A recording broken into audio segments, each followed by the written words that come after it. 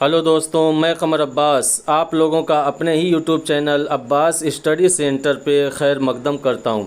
आज क्लास 7 लेकर हाजिर हुए हैं कि जो कि क्या है कि उर्दू ज़बान व अदब की तारीख़ जो कि क्या है एनसीईआरटी में 12वीं क्लास में जो शामिल निसाब किताब है उस चैप्टर से क्या है सवाल व जवाब हल करने की कोशिश करेंगे और ये बहुत ही मुफीद साबित होगा इंशाअल्लाह। क्योंकि ये DSSB TGT और BPSC TRE 4 जितने भी साबिका सवालात हैं जब उनका तज्ज़िया किया गया तो वह पूरी तरीके से क्या है पैराग्राफ जो NCERT उर्दू ज़बान व अदब की तारीख़ का पैराग्राफ है उससे क्वेश्चन पूछे गए थे और आज का जो सेशन है वह पैराग्राफ से क्वेश्चन बनाए गए हैं और वह पूरे रूप से NCERT बेस्ड होंगे। और आज 40 क्वेश्चन होंगे जो कि क्या पार्ट 1 जो कि क्लास 7 का पार्ट 1 होगा। क्लास 8 में क्या इसी 40 क्वेश्चन को और आगे बढ़ाया जाएगा जो कि वो भी क्वेश्चन किस पे होंगे, वो उर्दू ज़बान व अदब की तारीख़ पर मबनी होंगे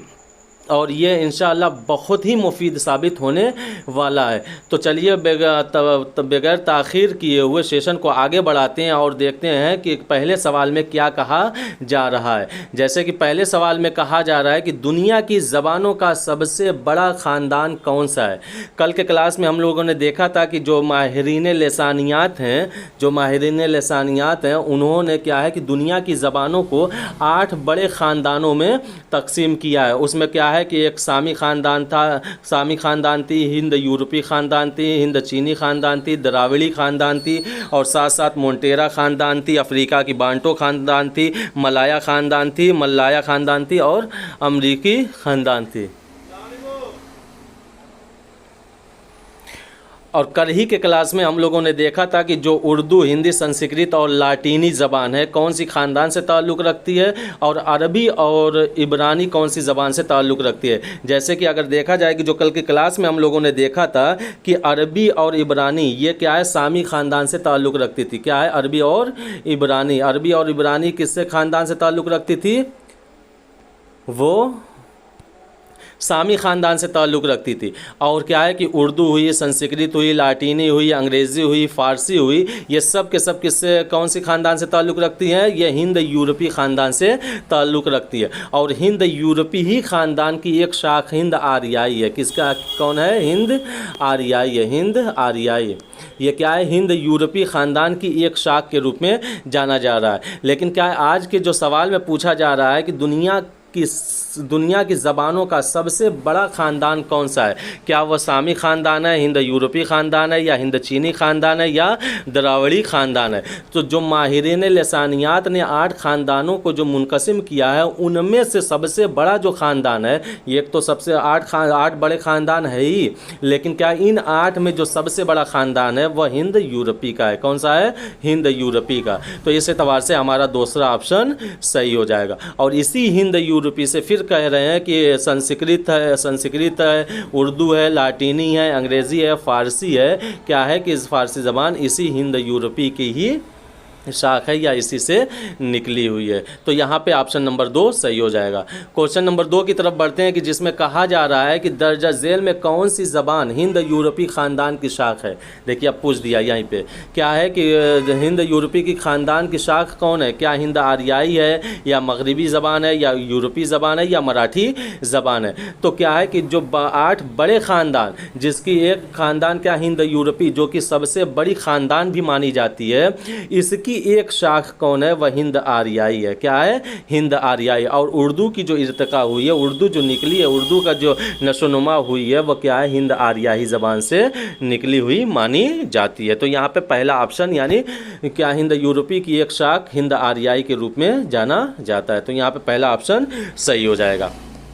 क्वेश्चन नंबर 3 की तरफ आगे बढ़ते हैं कि जिसमें कहा जा रहा है कि कदीम हिंद आर्याई ज़बान को किस नाम से मौसूम किया जाता है। कहने का मतलब यह है कि कदीम हिंद आर्याई को और कौन से नाम से जाना जाता है। क्या वैदिक या क्लासिक संस्कृत के नाम से, बुंदेली के नाम से, बानगुड़ू हरियाणवी के नाम से, या कन्नौजी के नाम से। तो जो कदीम हिंद आर्याई ज़बान है उसको अलग नाम दिया जाता है जिसको हम वैदिक और क्लासिक संस्कृत के नाम से जानते हैं। तो यहाँ पे पहला ऑप्शन यानी वैदिक और क्लासिक संस्कृत जो कि हिंद आर्याई को अन्य नाम से जाना जाता है वो कौन है? वैदिक और क्लासिक संस्कृत। तो यहाँ पे पहला ऑप्शन सही हो जाएगा।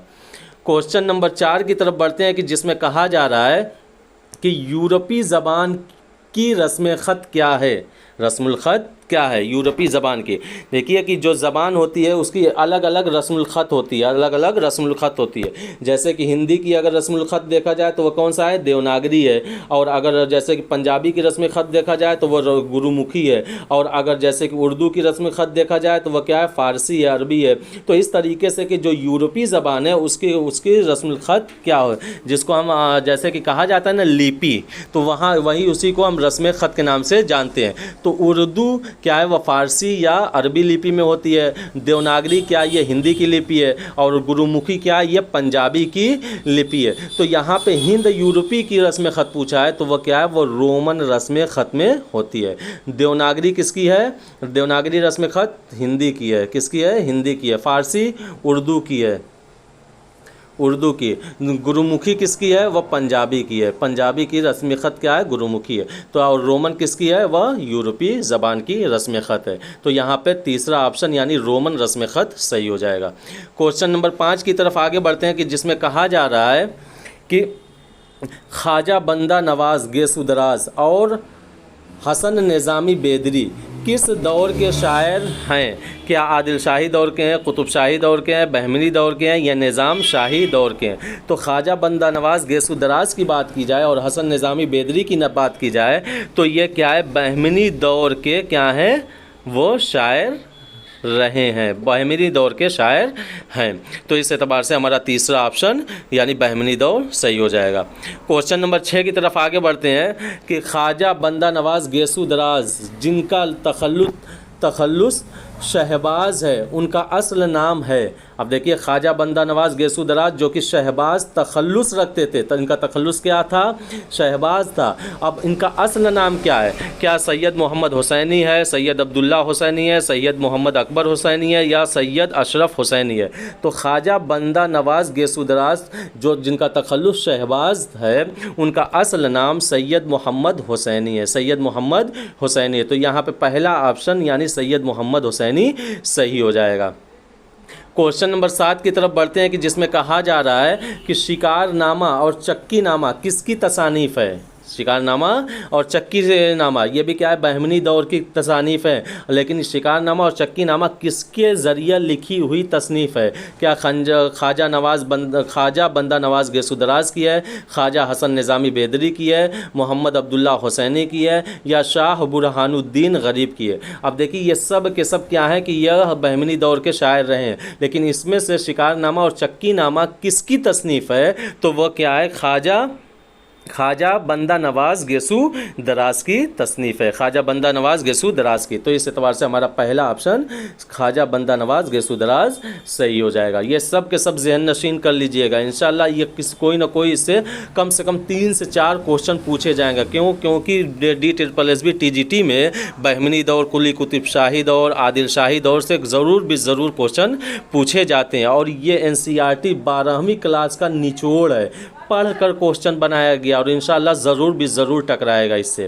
क्वेश्चन नंबर 8 की तरफ बढ़ते हैं और आगे देखते हैं कि क्या कहा जा रहा है कि आदिल शाही, कुतुब शाही, निज़ाम शाही, बुरीद शाही और इमाद शाही किस सल्तनत के बतन से वजूद में आई? किस सल्तनत के बतन से वजूद में आई? कहा जाता है कि जब बहमनी दौर का ज़वाल होना शुरू हो गया तो बहमनी दौर छोटे छोटे खित्तों में तकसीम होना शुरू हो गया। जैसे कि क्या बैजापुर में क्या आदिल शाही हुकूमत फैलने लगी और क्या गोलकुंडा में क्या कुतुब शाही हुकूमत फैलना शुरू हो गई थी। तो ये 5 आदिल शाही 1, कुतुब शाही 2, निज़ाम शाही 3, बुरीद शाही 4 और इमाद शाही 5, ये 5 की पाँचों जो सल्तनत है अलग अलग खित्तों में ये क्या है कायम होना शुरू हो गई थी। लेकिन ये किस बतन से वजूद में आई थी? क्या आदिल शाही सल्तनत से वजूद में आई थी, निज़ाम शाही सल्तनत से वजूद में आई थी, या बहमनी सल्तनत से वजूद में आई थी, या कुतुब शाही सल्तनत से वजूद में आई थी? तो अगर बात किया जाए आदिल शाही, कुतुब शाही, निज़ाम शाही, बुरुज शाही और इमाद शाही, तो ये क्या है? बहमनी सल्तनत की शाखें हैं। किसकी? यानी इन्हीं बहमनी सल्तनत के बतन से ही, कहने का मतलब है कि जब ये टूटना, बहमनी सल्तनत का ज़वाल होना शुरू हुआ, तो इससे टूट कर ये सारी सल्तनतें ईजाद हुई। वो क्या है? आदिल शाही, कुतुब शाही, निज़ाम शाही, बुरीद शाही और इमाद शाही। वह किसके बतन से वजूद में आई है? वो बहमनी सल्तनत से वजूद में आई। तो यहाँ पे तीसरा ऑप्शन यानी बहमनी सल्तनत सही हो जाएगा। क्वेश्चन नंबर 9 की तरफ आगे बढ़ते हैं कि जिसमें कहा जा रहा है कि बहमनी दौर के किस शायर ने उर्दू को दक्कनी का नाम दिया? दक्कनी का नाम दिया।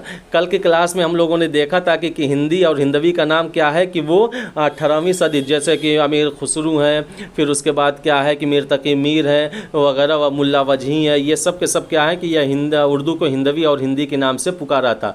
अब यहाँ पे ये पूछा जा रहा है कि क्या है कि बहमनी दौर के किस शायर ने उर्दू को दक्कनी का नाम दिया? क्या फिरोज़ शाह ने उर्दू को दक्कनी का नाम दिया, या कुरैशी बेदरी ने उर्दू को दक्कनी का नाम दिया, या मोहम्मद अब्दुल्ला हुसैनी ने उर्दू को दक्कनी का नाम दिया, या मुल्ला मोहम्मद तकी नज़ीरी ने उर्दू को दक्कनी का नाम दिया? तो अगर बात किया जाए उर्दू को दक्कनी नाम देने की, तो वह क्या है? कुरैशी बेदरी। कौन है? कुरैशी बेदरी है। यानी कुरैशी बेदरी ने, ये भी कौन है? बहमनी दौर के शायर हैं, जिन्होंने क्या है? उर्दू को दक्कनी का नाम दिया था। तो इस एतबार से हमारा दूसरा ऑप्शन यानी कुरैशी बेदरी सही हो जाएगा। क्वेश्चन नंबर 10 की तरफ आगे बढ़ते हैं कि जिसमें कहा जा रहा है कि आदिल शाही सल्तनत का क़याम कब हुआ? अब देखिए यहाँ से क्वेश्चन बदल गया। पहले क्या था? बहमनी दौर का क्या है? बहमनी दौर चल रहा था। बहमनी दौर पे कितने शायर हैं, कौन कौन से उनके मंजूमात हैं और क्या क्या उनके अहम कारनामे हैं, उन पे बात हुई। अब यहाँ से क्या? आदिल शाही सल्तनत का क़याम होना शुरू हो गया कि आदिल शाही सल्तनत का क़याम कब हुआ? क्या 1990 में हुआ, 1503 में हुआ, या 1686 में हुआ, या 1700 ईस्वी में हुआ? तो अगर आदिल शाही दौर की बात किया जाए तो इस सल्तनत का क़याम क्या है, और ये क्या है? DSSB TGT previous year question में पूछा गया क्वेश्चन भी है कि आदिल शाही सल्तनत का क़याम कब हुआ था? वो क्या कब हुआ था? 1490 ईस्वी में हुआ था। और इसका ज़वाल जो हुआ था यानी ख़त्म जो हुआ था वो 1686 ईस्वी में आदिल शाही सल्तनत का ख़ात्मा हो गया था। सल्तनत का क़याम कब हुआ? 1490 में, और ज़वाल कब हुआ? 1686 ईस्वी में। 1686 ईस्वी में। तो यहाँ पे पूछा गया है क्या? क़याम। पिछली बार क़याम पूछा था, हो सकता है कि अब की ज़वाल पूछ दे। 1686 ईस्वी में इसका ज़वाल होना शुरू हो गया। तो यहाँ पे पहला ऑप्शन सही हो जाएगा। ठीक। क्वेश्चन नंबर 11 की तरफ आगे बढ़ते हैं और देखते हैं कि क्या कहा जा रहा है कि आदिल शाही हुकूमत के बानी कौन थे? आदिल शाही हुकूमत के बानी कौन थे? क्या इब्राहिम आदिल शाह सानी थे, यूसुफ आदिल शाह थे, इब्राहिम शाह अव्वल थे, या सिकंदर अली आदिल शाह थे? तो आदिल शाह हुकूमत जो कि क्या है 1490 में जिसका क़याम हुआ, इसके जो पहला बादशाह था, इसका पहला जो हुक्मरान था वो क्या? यूसुफ आदिल शाह था। और यही इसके बानी के नाम से भी जाना जाता है कि आदिल शाही हुकूमत का बानी कौन है? वह यूसुफ आदिल शाह है। तो यहाँ पे दूसरा ऑप्शन सही हो जाएगा। क्वेश्चन नंबर 12 की तरफ बढ़ते हैं कि जिसमें कहा जा रहा है कि आदिल शाही दौर के किस बादशाह को जगत गुरु के नाम से शोहरत मिली? जगत गुरु, यह भी तो पूछा जाने वाला क्वेश्चन है। क्या है कि आदिल शाही दौर पे किस बादशाह को जगत गुरु के नाम से शोहरत मिली? तो अब क्या वह अली आदिल शाही को मिली, क्या आदिल शाह को मिली, या इब्राहिम आदिल शाह सानी को मिली, या इब्राहिम आदिल शाह अव्वल को मिली? तो आदिल शाही दौर में वो बादशाह जिसको जगत गुरु के नाम से शोहरत मिली है वो कौन है? वो इब्राहिम आदिल शाह सानी है। तो यहाँ पे दूसरा ऑप्शन सही हो जाएगा। यहाँ पे दूसरा ऑप्शन यानी इब्राहिम आदिल शाह सानी सही हो जाएगा, जो जिसको जगत गुरु के नाम से शोहरत मिली है। क्वेश्चन नंबर 13 की तरफ आगे बढ़ते हैं कि जिसमें कहा जा रहा है कि अब्दुल मिराजी शमसुल उशाक, अशरफ बयाबानी, बुरहानुद्दीन जानम, मलिक खुशनूद, मुकीमी, रुस्तमी, अमीनुद्दीन आला किस दौर के शायर हैं? किस दौर के शायर हैं? अब यहाँ पे पूरी की पूरी फहरिस्त आप लोगों को मिल गई, जो कि क्या है एनसीईआरटी के पैराग्राफ में दिया गया है कि ये सारे के सारे किस दौर के शायर हैं। क्या वह बहमनी दौर के हैं, कुतुब शाही दौर के हैं, आदिल शाही दौर के हैं, या निज़ामी दौर के हैं। तो अब्दुल की बात की जाए, मिराज शमसुल उशाक की बात की जाए, अशरफ बयाबानी की, बुरहानुद्दीन जानब की, मलिक खुशनूद की, मुकीमी की, रुस्तमी की, अमीनुद्दीन आला की बात की जाए, तो ये सब के सब क्या हैं, आदिल शाही दौर के बादशाह हैं। तो यहाँ पे तीसरा ऑप्शन हमारा सही हो जाएगा। इसको एक बार रिपीट कर लीजिएगा आप लोग, क्यों? क्योंकि नाम जब ज़बान पे रहेगा वह तो तुरंत पहचान में आ जाएगा कि कौन कौन किस दौर के बाद किस दौर के शायर गुजरे हैं। तो यहाँ पे तीसरा ऑप्शन यानी आदिल शाही दौर सही हो जाएगा। क्वेश्चन नंबर 14 की तरफ बढ़ते हैं कि जिसमें कहा जा रहा है कि खुशनामा, खुशनगुज़, शहादतुल हकीकत, शहादतुल तहकीक, मग़ज़ मरगूब किसकी तसनीफ़ात हैं। अब देखिए ये सब के सब क्या है, तसनीफ़ात की फ़हरिस्त आप लोगों को दे दी गई है। तसनीफ़ात की फ़हरिस्त आप लोगों को दे दी गई है, चाहे वह क्या ये अशरफ बयाबानी की हैं, मीराजी शमसुल उशाक की हैं, इब्राहिम आदिल शाहसानी की हैं, या शाह अमीनुद्दीन आला की हैं। तो खुशनामा, खुशनगुज़, शहादतुल हकीकत, शहादतुल तहकीक, मग़ज़ मरगूब, ये जो तसनीफ़ात हैं ये आपके मीराजी शमसुल उशाक की तसनीफ़ात हैं। किसकी तसनीफ़ात हैं? मीराजी शमसुल उशाक के। इसको अलग अलग से भी पूछ सकता है, दे दिया जाए कि दर्ज झेल में खुशनामा किसकी तसनीफ़ात है, और ये चारों ऑप्शन दे दिया जाए, या खुशनगुज़ किसकी तसनीफ़ है, ये ऑप्शन दे दिया जाए, शहादतुल हकीकत किसकी तसनीफ़ है, ये ऑप्शन दे दिया जाए। तो इस तरीके से भी पूछ सकता है, या तो इस तरीके से भी पूछ सकता है कि मीराजी शमसुल उशाक की दर्ज झेल में से कौन सी तसनीफ़ है। तो इस तरीके से भी पूछ सकता है। तो क्या है कि यहाँ पे इतनी जो तसनीफ़ात हैं वह सब के सब किसकी तसनीफ़ हैं, वह मीराजी शमसुल उशाक की हैं। तो यहाँ पे दूसरा ऑप्शन सही हो जाएगा। क्वेश्चन नंबर 15 की तरफ आगे बढ़ते हैं कि जिसमें कहा जा रहा है कि अशरफ बयाबानी का असल नाम क्या है। अशरफ बयाबानी का असल नाम क्या है? क्या अमीनुद्दीन आला हैं, मलिक खुशनूद हैं, सैयद शाह अशरफ हैं, ज़ियाउद्दीन हैं। अब बात की जा रही है, देखिए ये सब के सब क्या है कि वो आदिल शाही दौर के शायर हैं, लेकिन इसमें पूछा जा रहा है कि अशरफ बयाबानी का असल नाम क्या है। तो क्या अमीनुद्दीन आला है, मलिक खुशनूद हैं, या सैयद शाह अशरफ हैं, या ज़ियाउद्दीन है। तो अशरफ बयाबानी का असल नाम क्या है? सैयद शाह अशरफ हैं, सैयद शाह अशरफ। यहाँ पर तीसरा ऑप्शन सही हो जाएगा। क्वेश्चन नंबर 16 की तरफ बढ़ते हैं कि जिसमें कहा जा रहा है कि अशरफ बयाबानी के ज़रिए तहरीर करदा मसनवी। अब देखिए इसमें दो क्वेश्चन सॉल्व हो गए। तो एक तो अगर पूछ दिया कि नौसरहार किसकी मसनवी है, वह अशरफ बयाबानी की है। अब पूछा जा रहा है कि अशरफ बयाबानी के ज़रिए तहरीर करदा मसनवी नौसरहार का मौजू क्या है? क्या हुकूमत की जुल्म व तशद्दुदी है, करबला का वाक़या है, या आदिल शाही हुकूमत की खसूसियात है, या इब्राहिम आदिल शाह हसानी की दौर हुकूमत है। तो अशरफ बयाबानी के ज़रिए जो मसनवी लिखी गई जिसका नाम नौसरहार है, ये क्या है कि इसका जो मौजू है वह करबला का वाक़या है। किसका वाक़या है? वाक़यात करबला पे मुनहसिर क्या है, ये नौसरहार है। किसके ज़रिए लिखी गई है? ये अशरफ बयाबानी के ज़रिए लिखी गई है। तो यहाँ पे दूसरा ऑप्शन यानी करबला का वाक़या इसका मौजू है, ये सही हो जाएगा। क्वेश्चन नंबर 17 की तरफ आगे बढ़ते हैं कि जिसमें कहा जा रहा है कि लाज़िमुल मुब्तदी वाहिद बारी किसकी तसानीफ़ है। अब लाज़िमुल मुब्तदी और वाहिद बारी अगर बात की जाए कि ये किसकी तसनीफ़ है, क्या ये इब्राहिम आदिल शाह हसानी की है, अशरफ बयाबानी की है, मिराजी शमसुल उशाक की है, या अमीनुद्दीन आला की है। तो लाज़िमुल मुब्तदी और वाहिद बारी ये अशरफ बयाबानी की तसनीफ़ात हैं। किसकी ये तसनीफ़ात हैं या किसकी तसानीफ़ हैं? वह अशरफ बयाबानी की। और इन्हीं की तसनीफ़ जो कि हम लोगों ने ऊपर देखा नौसरहार, क्या है? नौसरहार। ये तीन के तीनों तसनीफ़ात किसकी हैं? वह अशरफ बयाबानी की है। तो यहाँ पे दूसरा ऑप्शन यानी अशरफ बयाबानी सही हो जाएगा। क्वेश्चन नंबर 18 की तरफ बढ़ते हैं कि जिसमें कहा जा रहा है कि इब्राहिम आदिल शाह हसानी के ज़रिए तहरीर करदा तसनीफ़।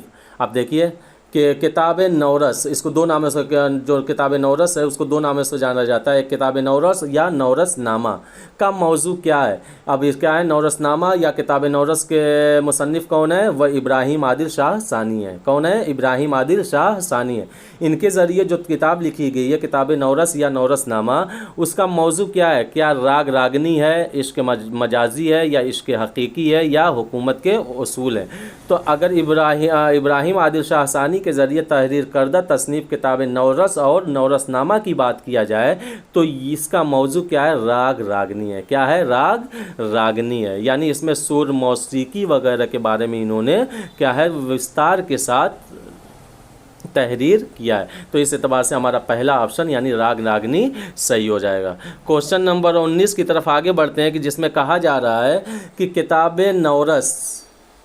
नौरस या नौरसनामा, किताब नौरस या नौरसनामा में कुल कितने गीत और दोहे शामिल हैं। अब देखिए कि जो इब्राहिम आदिल शाह सानी के ज़रिए जो लिखी हुई किताब नौरस या नौरसनामा है उसमें कुल कितने गीत और दोहे शामिल है। क्या 17 रागों के तहत कुल 59 गीत और 17 दोहे शामिल हैं, या 25 रागों के तहत, अब राग भी बताए गए हैं कि उसमें कितने राग शामिल हैं। क्या 25 रागों के तहत कुल 49 गीत और 15 दोहे शामिल हैं, या 15 रागों के तहत कुल 25 गीत और 10 दोहे शामिल हैं, या 12 रागों के तहत कुल 13 गीत और 13 दोहे शामिल है। तो किताब नौरस में कुल क्या है, 59 गीत और 17 दोहे शामिल हैं, और इसमें जो राग हैं वह 17 रागों के ऊपर इन्होंने बात किया है। तो किताब नौरस में कितने रागों के ऊपर बात किया है, 17 राग के ऊपर बात किया है। किसने, इब्राहिम आदिल शाह सानी ने। और इसमें क्या है, 59 गीत हैं और 17 दोहे शामिल है। किसमें, किताब नौरस या नौरसनामा किताब में। तो इस एतबार से हमारा पहला ऑप्शन यानी 17 रागों के तहत कुल 59 गीत और 17 दोहे शामिल हैं। क्वेश्चन नंबर 20 की तरफ आगे बढ़ते हैं कि जिसमें कहा जा रहा है कि वजूदनामा, चक्कीनामा, वसलनामा, मोहब्बतनामा, नूरनामा, नज़्म वजूदिया, रमूज़ुस सालिकीन, गंज मख्फ़ी, रमूज़ुल आरिफ़ीन किसकी तसानीफ़ हैं। अब देखिए बहुत ही महत्वपूर्ण ये होने वाला है। ये तसनीफ़ात आप लोग याद रख लीजिएगा। हो सकता है कि क्या है कि इनफरादी तौर पे इस तसनीफ़ात के मुसन्निफ़ के तौर पे आप लोगों से पूछ दिया जाए, क्या ये सब के सब तसनीफ़ात अली आदिल शाह सानी की हैं, शाह अमीनुद्दीन आला की हैं, या इब्राहिम आदिल शाह सानी की हैं, या अशरफ बयाबानी की हैं। तो ये सारी की सारी तसनीफ़, चाहे वो वजूदनामा हो, चक्कीनामा हो, वसलनामा हो, मोहब्बतनामा हो, नूरनामा हो, नज़्म वजूदिया हो, फिर उसके बाद रमूज़ुस सालिकीन हो, गंज मख्फ़ी हो, रमूज़ुल आरिफ़ीन हो, ये सब के सब क्या है, शाह अमीनुद्दीन आला की तसानीफ़ हैं। किसकी तसानीफ़ हैं, शाह अमीनुद्दीन आला की तसानीफ़ है। तो इस एतबार से हमारा दूसरा ऑप्शन सही हो जाएगा। ठीक, क्वेश्चन नंबर 21 की तरफ आगे बढ़ते हैं कि जिसमें कहा जा रहा है कि कुल्लियात शाही किसके कलाम का मजमूआ है। कुल्लियात शाही किसके कलाम का मजमूआ है। क्या शाह अमीनुद्दीन आला की कुल्लियात का मजमूआ है, या अब्दुल की कुल्लियात का मजमूआ है, या अली आदिल शाह सानी शाही की कुल्लियात का मजमूआ है, या इब्राहिम आदिल शाह की कुल्लियात का मजमूआ है। तो कुल्लियात शाही जो है ये अली आदिल शाह सानी, जिनका तखल्लुस क्या था, शाही था, इनकी कुल्लियात का, इनके कलाम का मजमूआ है, इनके कलाम का मजमूआ है। तो यहाँ पे तीसरा ऑप्शन यानी अली आदिल शाह सानी शाही सही हो जाएगा। ठीक, क्वेश्चन नंबर 22 की तरफ आगे बढ़ते हैं कि जिसमें कहा जा रहा है कि इब्राहिम नामा के तख्लीक़कार अब्दुल। अब देखिए यहीं पे एक क्वेश्चन सॉल्व हो गया कि इब्राहिम नामा किसकी तख्लीक़ है, अब्दुल की तख्लीक़ है। किसकी है, अब्दुल की तख्लीक़ है। किस बादशाह का दरबारी शायर था, किस बादशाह का दरबारी शायर थे, यानी अब्दुल किस बादशाह के दरबारी शायर थे।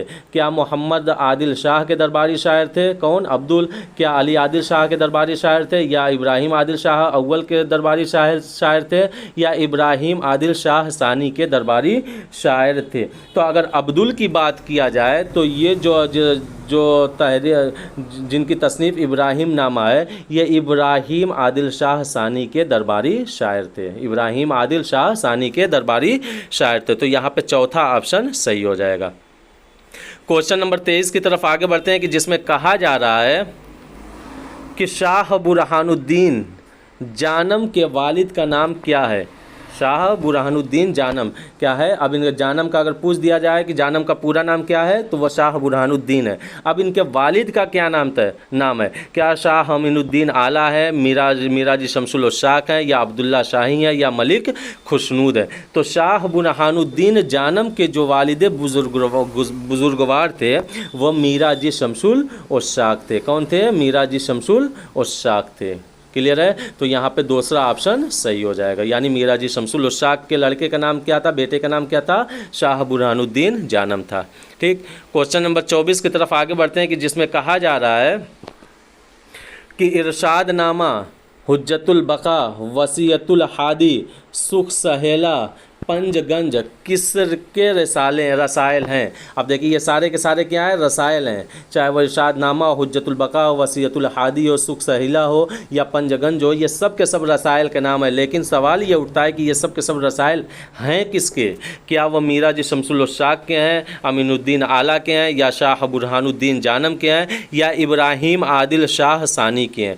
तो इरशाद नामा, हुज्जतुल बका, वसीयतुल हादी, सुख सहेला, पंजगंज, ये सब के सब जो रिसाले हैं वह शाह बुरहानुद्दीन जानम के हैं, शाह बुरहानुद्दीन जानम के। तो यहाँ पे तीसरा ऑप्शन यानी शाह बुरहानुद्दीन जानम सही हो जाएगा। क्वेश्चन नंबर 25 की तरफ आगे बढ़ते हैं कि जिसमें कहा जा रहा है कि कलमतुल हकायक और वजूदिया किसकी नसरी तसनीफ़ात हैं। अब कलमतुल हकायक और वजूदिया ये भी क्या है? नसरी तसनीफ़ है। लेकिन ये नसरी तसनीफ़ किसकी है? क्या खुशनूद के, मलिक खुशनूद की है, रुस्तमी की है, शौक़ी की है, या जानम की है? तो ये कलमतुल हकायक और वजूदिया जो तसनीफ़ है ये क्या है? शाह बुरहानुद्दीन जानम यानी जानम की है। किसकी है? जानम की। यहाँ पे चौथा ऑप्शन यानी जानम सही हो जाएगा। क्वेश्चन नंबर 26 की तरफ आगे बढ़ते हैं कि जिसमें कहा जा रहा है कि जन्नत सिंगार बाज़ार हुस्न किसकी मसनवियाँ हैं। क्या मलिक खुशनूद की हैं, रुस्तमी की हैं, शौक़ी की हैं? यहाँ बड़ी शीन से होगी,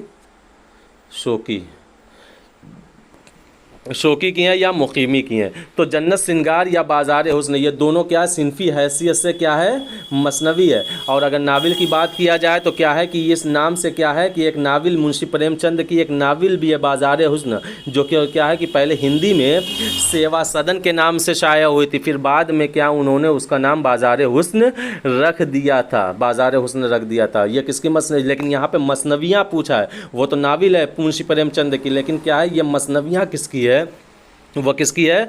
मलिक खुशनूद की है। किसकी है? मलिक खुशनूद की है। तो यहाँ पे पहला ऑप्शन यानी मलिक खुशनूद सही हो जाएगा। क्वेश्चन नंबर 27 की तरफ आगे बढ़ते हैं कि जिसमें कहा जा रहा है कि मलिक खुशनूद की मसनवी जन्नत सिंगार किस फ़ारसी मसनवी का दक्कनी तर्जुमा है। अब देखिए जन्नत सिंगार जो मसनवी है मलिक खुशनूद की, ये क्या है? दक्कनी तर्जुमा किया है किसी और मसनवी का, लेकिन वह कौन सी फ़ारसी मसनवी है जिसकी उन्होंने क्या है कि दक्कनी में तर्जुमा किया। क्या वो मेज़बानी नामा है, फ़तहनामा निज़ाम शाह है, या हश्त बेहिश्त है, या यूसुफ़ ज़ुलेखा की है? तो मलिक खुशनूद ने जन्नत सिंगार नामी मसनवी जो दक्कनी में तर्जुमा किया है वह हश्त बेहिश्त फ़ारसी का दक्कनी तर्जुमा किया है। तो यहाँ पे तीसरा ऑप्शन यानी हश्त बेहिश्त क्वेश्चन सही हो जाएगा। क्वेश्चन नंबर 28 की तरफ आगे बढ़ते हैं कि जिसमें कहा जा रहा है कि आदिल शाही दरबार से वाबस्ता रुस्तमी का असल नाम क्या है। अब देखिए रुस्तमी किस दरबार से वाबस्ता हैं? आदिल शाही दरबार से वाबस्ता हैं। लेकिन क्या इनका असल नाम क्या है? क्या कमाल ख़ान है, निहाल ख़ान है, जमाल ख़ान है, या अब्दुल्ला ख़ान है? तो क्या है रुस्तमी का जो असल नाम था वो नाम है वो क्या है? कमाल ख़ान रुस्तमी है। क्या है? कमाल ख़ान रुस्तमी है। और ये आदिल शाही दरबार से वाबस्ता शायरों में से एक शायर माने जाते हैं जिनका असल नाम क्या है? कमाल ख़ान है। क्वेश्चन नंबर 29 की तरफ आगे बढ़ते हैं कि जिसमें कहा जा रहा है कि रुस्तमी की रज़मिया मसनवी खावरनामा किस फ़ारसी मसनवी का दक्कनी तर्जुमा है। अब देखिए कि जो रुस्तमी की मशहूर मसनवी खावरनामा है ये भी क्या है कि दक्कनी में तर्जुमा की गई है, लेकिन किस फ़ारसी ज़बान किस फ़ारसी मसनवी का दक्कनी तर्जुमा है। तो क्या वह अमीर खुसरो की फ़ारसी मसनवी हश्त बेहिश्त का है। अब देखिए यहाँ पे भी एक क्वेश्चन क्लियर होगा कि हश्त बेहिश्त किसकी मसनवी है? फ़ारसी मसनवी है। किसकी? अमीर खुसरो की है। या हस्साम की फ़ारसी मसनवी खावरनामा। अब यहाँ पे भी क्या क्या है, हस्साम की फ़ारसी मसनवी क्या है, खावरनामा, या पीर मुराद शाह की फ़ारसी मसनवी मुरादुल आशिकीन, या जलालुद्दीन रूमी की फ़ारसी मसनवी मसनवी मौलाना रूम। क्या इनमें से कौन सी फ़ारसी मसनवी का दक्कनी में तर्जुमा करके रुस्तमी ने खावरनामा तहरीर किया? तो वो मसनवी क्या है, हस्साम की फ़ारसी मसनवी खावरनामा, जो कि फ़ारसी में है, इसका दक्कनी में तर्जुमा करके मसनवी ने खावरनामा तहरीर किया। तो यहाँ पे दूसरा ऑप्शन यानी हस्साम की फ़ारसी मसनवी खावरनामा का दक्कनी में तर्जुमा किसने किया, रुस्तमी ने। और ये क्या है, ये एक रज़मिया मसनवी है जो खावरनामा दक्कनी ज़बान में लिखी गई है। तो यहाँ पे दूसरा ऑप्शन सही हो जाएगा। क्वेश्चन नंबर 30 की तरफ आगे बढ़ते हैं कि जिसमें कहा जा रहा है कि मसनवी खावरनामा में किसकी जंगी फतूहात का बयान है। मसनवी खावरनामा में किसकी जंगी फतूहात का बयान है? क्या अली आदिल शाह की फतूहात का है, या इब्राहिम आदिल शाह की फतूहात का है, या हज़रत अली की अलैहिस्सलाम की जंग की फतूहात का जिक्र है इसमें, या सहाबाए कराम की जंगी फतूहात का जिक्र है इसमें? तो जो रुस्तमी के ज़रिए जो खावरनामा तहरीर की गई है, इसमें उन्होंने हज़रत अली अलैहिस्सलाम जितने भी जंग किए थे और जो फ़तह किया था उन फतूहात का बयान खावरनामा में किया है। किसने? रुस्तमी में।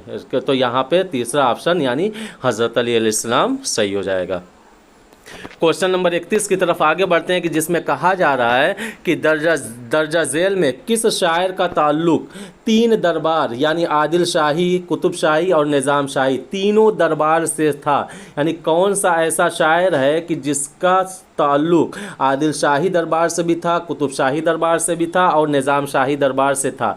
क्या वो शायर मुकीमी है, या रुस्तमी है, या शौक़ी है, या सनाअती है? तो अगर बात किया जाए उस शायर के बारे में कि जिसका ताल्लुक तीनों दरबार से था, तो वो कौन था? शौक़ी था। कौन था? शौक़ी शायर था। और इसका पूरा नाम था हसन शौक़ी। किसका नाम था? हसन शौक़ी। और ये क्या है, इसका ताल्लुक़ क्या था? आदिल शाही दरबार से भी था, कुतुब शाही दरबार से भी था और निज़ाम शाही दरबार से भी था। तो यहाँ पे हमारा तीसरा ऑप्शन यानी हसन शौक़ी सही हो जाएगा। क्वेश्चन नंबर 32 की तरफ आगे बढ़ते हैं कि जिसमें कहा जा रहा है कि फ़तहनामे निज़ाम शाह और मेज़बानी नामा किसकी मसनवियाँ हैं? अब देखिए ये दोनों के दोनों क्या है, मसनवी है, चाहे फ़तहनामा निज़ाम शाह हो या मेज़बानी नामा हो, ये मसनवियाँ हैं। लेकिन ये किसके ज़रिए लिखी गई है? क्या सनती के ज़रिए लिखी गई है, या शौक़ी के ज़रिए लिखी गई है, या कमाल ख़ान रुस्तमी के ज़रिए लिखी गई है, या नुसरती के ज़रिए लिखी गई है? तो जो फ़तहनामा निज़ाम शाह और मेज़बानी नामा ये जो मसनवियाँ हैं ये हसन शौक़ी के ज़रिए लिखी गई मसनवियाँ हैं। तो यहाँ पे दूसरा ऑप्शन यानी शौक़ी सही हो जाएगा। क्वेश्चन नंबर 32 की तरफ आगे बढ़ते हैं कि जिसमें कहा जा रहा है कि दर्जा झेल में कौन सी मसनवी आदिल शाही दौर की पहली इश्किया मसनवी मानी जाती है?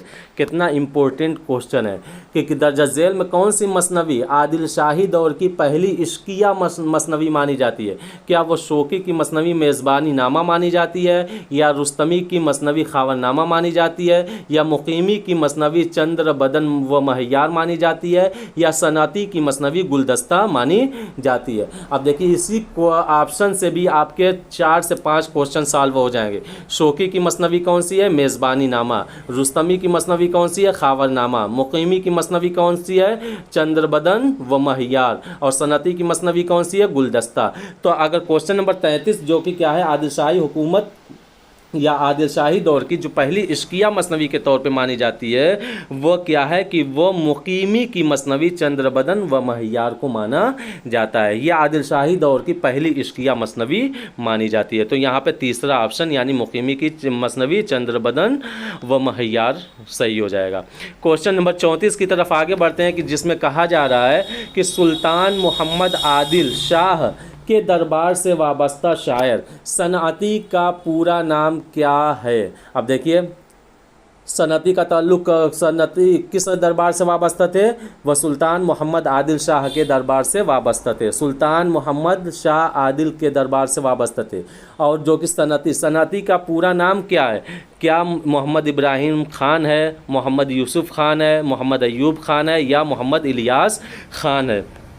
तो अगर सनअती के पूरे नाम के मुतालिक बात किया जाए, जो कि क्या है, सुल्तान मोहम्मद आदिल शाह के दरबार से वाबस्ता थे, इनका पूरा नाम क्या था, क्या है, मोहम्मद इब्राहिम खां था, मोहम्मद इब्राहिम खां। तो यहाँ पे पहला ऑप्शन यानी मोहम्मद इब्राहिम खां सही हो जाएगा। क्वेश्चन नंबर 35 की तरफ आगे बढ़ते हैं कि जिसमें कहा जा रहा है कि मसनवी, किस्से बेनज़ीर और गुलदस्ता किसकी मसनवी निगार हैं। मसनवी, किस्से बेनज़ीर और गुलदस्ता के मसनवी निगार हैं। क्या मुकीमी हैं, नुसरती हैं, सनअती हैं या शौक़ी हैं। तो अगर बात किया जाए किस्से बेनज़ीर और गुलदस्ता की, तो इसके जो मसनवी निगार हैं ये कौन है, सनअती हैं। और सनअती का पूरा नाम क्या है, मोहम्मद इब्राहिम खां है। क्या नाम है, मोहम्मद इब्राहिम खां। तो यहाँ पे मसनवी, किस्से बेनज़ीर और गुलदस्ता किसकी मसनवी है, वो सनअती की है। किसकी है, सनअती। तो यहाँ पे तीसरा ऑप्शन यानी सनअती सही हो जाएगा। क्वेश्चन नंबर 36 की तरफ आगे बढ़ते हैं कि जिसमें कहा जा रहा है कि मसनवी किस्से बेनज़ीर को और किस नाम से जाना जाता है। अब जो कि सनअती के ज़रिए लिखी हुई मसनवी किस्से बेनज़ीर है, उसको और किस नाम से जाना जाता है। क्या किस्से हातिम ताई के नाम से जाना जाता है, किस्से तमीम अंसारी के नाम से जाना जाता है, या किस्से गुल सनोबर के नाम से जाना जाता है, या किस्से अलिफ लैला के नाम से जाना जाता है। तो सनअती के ज़रिए तहरीर करदा मसनवी किस्से बेनज़ीर उसको क्या है, किस्से तमीम अंसारी के नाम से भी जाना जाता है। क्यों, क्योंकि इसमें एक सहाबी तमीम अंसारी के हालात ज़िंदगी के बारे में उन्होंने रकम किया है। तो यहाँ पे दूसरा ऑप्शन यानी किस्से तमीम अंसारी ऑप्शन सही हो जाएगा। क्वेश्चन नंबर 37 की तरफ बढ़ते हैं कि जिसमें कहा जा रहा है कि नुसरती को मलिकुश शोरा का खिताब किस बादशाह ने अता किया। नुसरती को मलिकुश शोरा का खिताब किस बादशाह ने अता किया। क्या मोहम्मद आदिल ने अता किया, यूसुफ आदिल ने अता किया, अली आदिल शाही ने अता किया, या अली आदिल शाह अव्वल ने अता किया। तो नुसरती को मलिकुल शोरा का खिताब देने वाला जो बादशाह था वो था अली आदिल शाह शाही था, अली आदिल शाह शाही था। तो इस एतबार से हमारा तीसरा ऑप्शन यानी अली आदिल शाह शाही सही हो जाएगा। क्वेश्चन नंबर 38 की तरफ आगे बढ़ते हैं कि जिसमें कहा जा रहा है कि मसनवी गुलशन इश्क, अलीनामा, तारीख़ इस्कंदरी किसकी मसनवियाँ हैं। अब देखिए यहाँ पे 3 मसनवियों के नाम दिया गया है। क्या है, गुलशन इश्क, अलीनामा, तारीख़ इस्कंदरी किसकी मसनवियाँ हैं। क्या वो मुकीमी की हैं, रुस्तमी की हैं, नुसरती की हैं या शौक़ी की हैं। तो क्या है कि ये तीनों मसनवियाँ जो हैं वह किसकी हैं, नुसरती की हैं। किसकी हैं, नुसरती की हैं। तो यहाँ पे तीसरा ऑप्शन हमारा नुसरती सही हो जाएगा। क्वेश्चन नंबर 39 की तरफ देखते हैं कि जिसमें कहा जा रहा है कि नुसरती ने अपनी किस मसनवी में अली आदिल शाह की मंजूम सवाने उम्री बयान की है। यानी नुसरती ने अपनी किस मसनवी में अली आदिल शाह की पूरी सवाने उम्री को क्या है, मंजूम सवाने उम्री बयान की है। क्या वो गुलशन इश्क में, अली नामा में, या तारीख़ इस्कंदरी में, या मेज़बानी नामा में। तो अगर अली आदिल शाह की बात की जाए, जिस मसनवी में इनके मंजूम सवाने उम्री है वो अली नामा है। कौन सी है, वो अली नामा है। तो यहाँ पे दूसरा ऑप्शन यानी अली नामा सही हो जाएगा, जो कि क्या है, वह नुसरती की मसनवी है। ये तीनों नुसरती की मसनवी है, लेकिन अली नामा में इन्होंने अली आदिल शाह की मंजूम सवाने उम्री बयान की है। कि आज का सेशन आज आप लोगों को बहुत ही पसंद आया होगा और आज के सेशन से आप लोगों को अपने आप को जांचने का भी मौका मिलेगा कि हमारी तैयारी किस हद तक है, तैयारी किस हद तक है। और अगर नहीं आ रहा है तो क्या है, इस पर प्रैक्टिस करिए और ज़्यादा से ज़्यादा फोकस करिए एनसीईआरटी बुक पे। क्यों, क्योंकि आज का सेशन जो उठाया गया था वह पूरा का पूरा क्या है, तारीख़ उर्दू ज़बान, जो कि क्या है 12वीं क्लास में शामिल है। और यह एज अ क्लास 7 के तौर पे आज सेशन को लिया गया है। और ये सब का सब क्वेश्चन किस पे था, वो एनसीईआरटी बेस्ड उर्दू ज़बान व अदब 12वीं क्लास पे आधारित था। मुझे उम्मीद है कि पसंद आया होगा और आप आप लोग इससे तैयारी करें, अपने दोस्तों से शेयर करें, लाइक करें और सब्सक्राइब करें। और फिर एक बार कह रहे हैं कि अपने दोस्तों को इस चैनल को अधिक ज़्यादा से ज़्यादा सब्सक्राइब करने का मशवरा भी दें। और मिलते हैं अगली वीडियो में एक नए सेशन के साथ, जो कि क्लास 8 होगा, और वह पूरा का पूरा क्या है, उर्दू ज़बान व अदब की तारीख़ पर ही मुनहसिर होगा, जो कि क्या है क्लास 8 के तौर पे वो होगा, लेकिन क्या है वो उर्दू ज़बान की तारीख़ व अदब ही पर मुनहसिर होगा। और वह सब के सब क्या है NCERT बेस्ड होगा। वो भी आप लोगों के लिए बहुत ही मुफीद साबित होगा इंशाअल्लाह। चलिए मिलते हैं अगली वीडियो में, अगले एक नई वीडियो के साथ, नए सवालों के साथ। जब तक कि आप लोग अपना ख्याल रखें और क्या है जियो जान लगाकर तैयारी करते रहें। इंशाअल्लाह क्या है कामयाबी आपके कदम चूमेगी। अल्लाह हाफिज़।